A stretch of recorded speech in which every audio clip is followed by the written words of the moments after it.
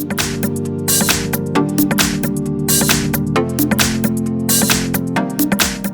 we've got Doogee S55 Lite, and let me show you how to wipe cache partition on the following device.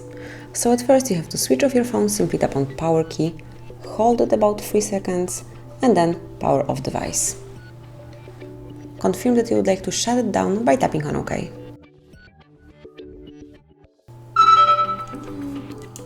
Once it's off, we have to open the bootloader mode, so click on power key and volume up keys, hold them all together until you are in boot mode. And now we are in boot mode. Here you can navigate by using volume up key, and then you can select each option by tapping on volume down key. So let me open recovery mode, which is the first option, then click on volume down key. Wait a couple of seconds until you're in recovery mode. Here it is, and here you can navigate by using volume up and down keys, and then you can select particular option by tapping on power key. So let me find wipe cache partition.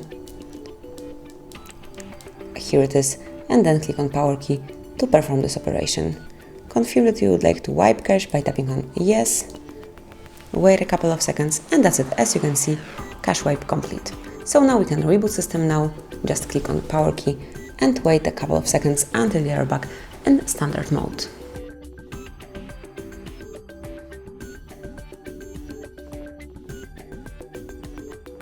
And that's it. As you can see, now we are back in normal mode, so now you can do whatever you want to. Thank you for watching. Please subscribe our channel and leave the thumbs up.